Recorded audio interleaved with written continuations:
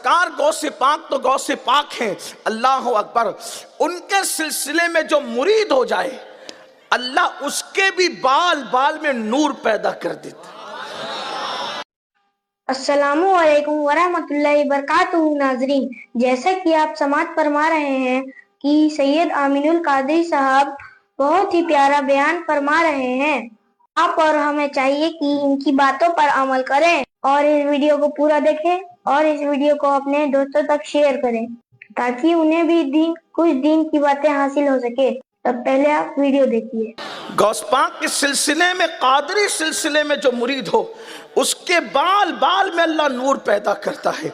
आइए जरा सुनना, गौर से सुनना। एक बहुत बड़ा नाम है विलायत की कायनात में, सरकार गौसे पाक के मुआसरीन में से थे हजरत सैयदना अब्दुर रहमान तफसोंजी रहमतुल्लाहि ताला अलैह। बहुत बड़े वली कामिल गुजरे हैं और इनके गलगले थे, अल्लाह अकबर। बड़ी विलायत की धूम थी। जाहिर सी बात है कि जब इंसान अपनों में बैठता है तो फिर अपनायत की बात करता है, जब इंसान अपनों में बैठता है तो फिर अपने अंदाज से गुफ्तगू करता है, जब अपनों में बैठता है तो कभी कभी दिल की बात जबान पर आई जाती है। अल्लाह अकबर। सैयदना शेख अब्दुर रहमान तफसोंजी रहमतुल्लाहि ताला अलैह अपने मुरीदों के दरमियान थे, सब अपने ही अपने लोग थे। उसी दरमियान में एक बात जबान से निकल गई, इस वक्त रूए जमीन पर मेरे जैसा वली कोई नहीं है। बात निकल गई जबान से, इस वक्त रूए जमीन पर मेरे जैसा वली कोई नहीं है। हालांकि गौस पाक जाहिरी तौर पर हयात थी। उस मजमे के अंदर एक कादरी बैठा हुआ था, वो उठकर खड़ा हुआ और उसने अपनी चादर फेंकी और फेंक कर कहा, अगर आपके जैसा कोई वली नहीं तो आओ मुझसे मुकाबला करो, मैं आपसे मुकाबला करना चाहता हूं।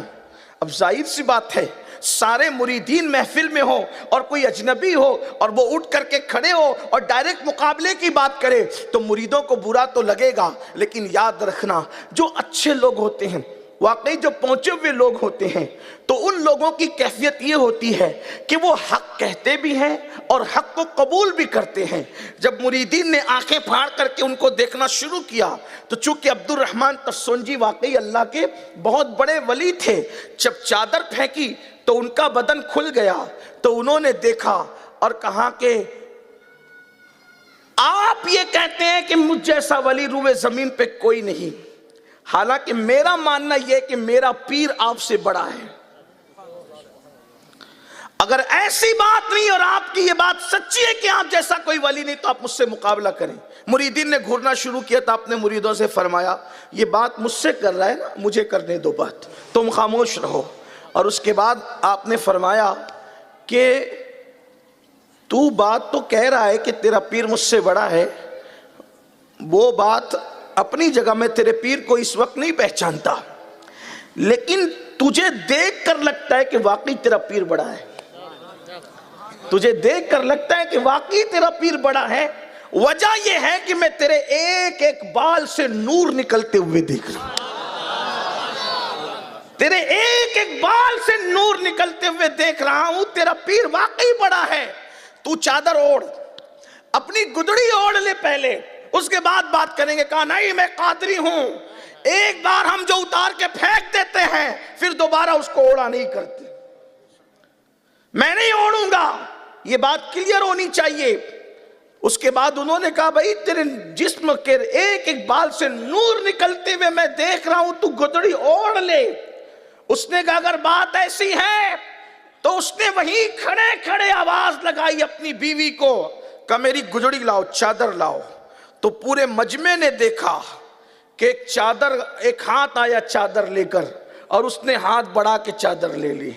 अब तो पूरे मजमे की हैरत की इंतहा न रही कि कैसा पहुंचा हुआ है कि उसकी बीवी भी इतनी पहुंची हुई है कि इधर से वो चादर मांग रहा है और उधर उसको वहां से पता नहीं किस शहर से चादर। भाई अगर शहर दूसरा ना हो तो कम से कम दूसरे मोहल्ले से भी तो चादर आना कोई आसान बात नहीं है ना।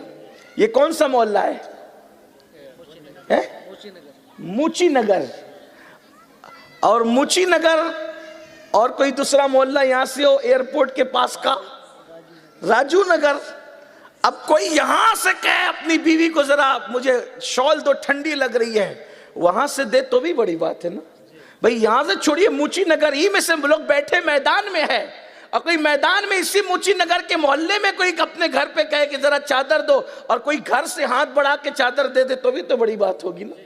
लेकिन वहां तो ना मोहल्ला है, ना इलाका है, ना गांव है, ना करिया है, दूसरे शहर में घर है, और ये दूसरी शहर में महफिल के अंदर मौजूद, और कहते हैं मेरी चादर दो, और हाथ बढ़ाकर चादर दी जा रही, और ये चादर लेके ओढ़ते हैं।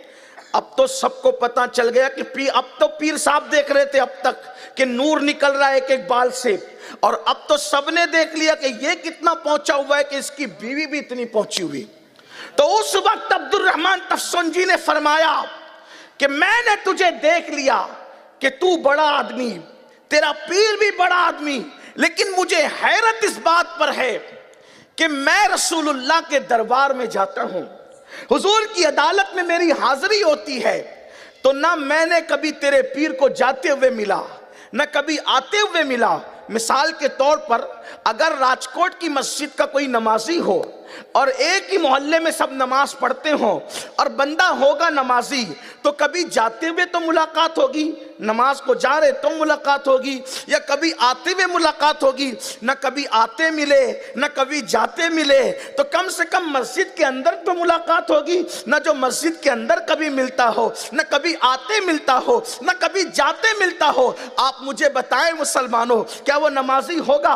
तो हजरत अब्दुल रहमान तफसुनजी ने फरमाया मैं तो तुझे देख रहा हूं कि तेरे बाल बाल से नूर निकल रहा है, तू इतना पहुंचा हुआ है, लेकिन तेरे पीर को मैंने नहीं पहचाना कि तेरा पीर कौन है। तो कहा मेरे पीर शेख अब्दुल कादिर जिलानी गौसे आजम है। तो कहा हैरत है मुझे, जब मैं रसूलुल्लाह के दरबार में जाता हूं, न कभी जाते हुए मिलते हैं, न कभी आते हुए मिलते हैं, न कभी महफिल में मिलते हैं। अल्लाह अकबर। इससे पता चला कि सूफियाए किराम फरमाते हैं कि आज भी रोजाना रसूलुल्लाह की अदालत लगती है, हुजूर का दरबार आज भी सजता है, और वो औलिया अल्लाह जिनको उस बारगाह में हाजिरी का मौका मिलता है, यानी हर वली को हाजिरी का मौका नहीं मिलता, कुछ मखसूस औलिया होते हैं जिनको उस दरबार में हाजिरी का मौका रोजाना मिलता है।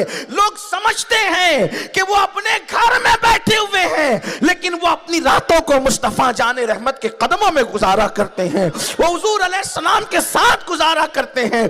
कितनी शान वाली वो मखलूक है, कितने मकाम वाले वो मखलूक है कि लोग रसूलुल्लाह के दरबार में एक मर्तबा गुंबद देखने को तरसते हैं, लेकिन अल्लाह वालों की शान ये है कि वो अपनी रातों को मुस्तफा जाने रहमत के कदमों में गुजारा करते हैं।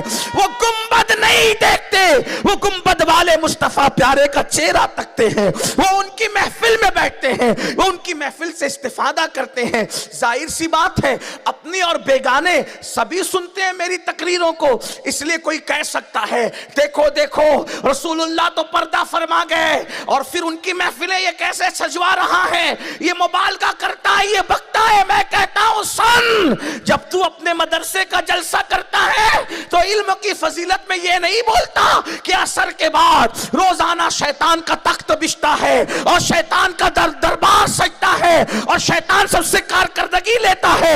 मैंने कहा हद है, रोज शैतान की महफिल का सजाना मानता है, मरदूद की ताकत मान रहा है, महबूब की ताकत कब मानेगा? जो अल्लाह शैतान को इतनी ताकत दे दे कि वो दरबार सजा ले, वो अल्लाह अपने महबूब को कितनी ताकत। ये नसीब की बात है। कोई महबूबों के लिए मानता है, कोई मरदूदों के लिए मानता। और हम तो हदीस में जिस जिस के लिए आया सबके लिए मानते हैं, हम तो कुरान में जिस जिस के लिए आया सबके लिए मानते हैं। तो अब्दुल रहमान तफसुनजी क्या कहने लगे, तुम्हारा पीर न कभी जाते मिला न कभी आते मिला। इधर ये बात हो रही थी, उधर गौस पाक ने अपने दो मुरीदों से कहा तफसुनज में मेरा मुरीद मुकालमा कर रहा है अब्दुल रहमान के साथ, और अब्दुल रहमान कह रहा है कि तुम्हारा पीर कभी ना जाते मिला ना आते मिला, जाओ उसको इससे पहले कि उसकी महफिल खत्म हो जाए जाकर के बताओ पूरा मामला क्या है। अभी ये महफिल में बात ही चल रही थी कि गौस पाक के दो मुरीद आ गए और आकर कहने लगे आप कहते हैं कि हमारे पीर दरबार रिसालत में ना आपको कभी जाते मिले, ना आते मिले, ना कभी वहां महफिल में मिले। हमारे पीर का कहना यह है, फोला दिन फोला तारीख को रसूलुल्लाह की तरफ से आपको खिलात मिली थी? उन्होंने कहा मिली थी। उस पर किनारे पे कुल अल्लाह लिखी हुई थी? हाँ मिली। ये था? उसका कलर ऐसा था? हाँ ऐसा भी था।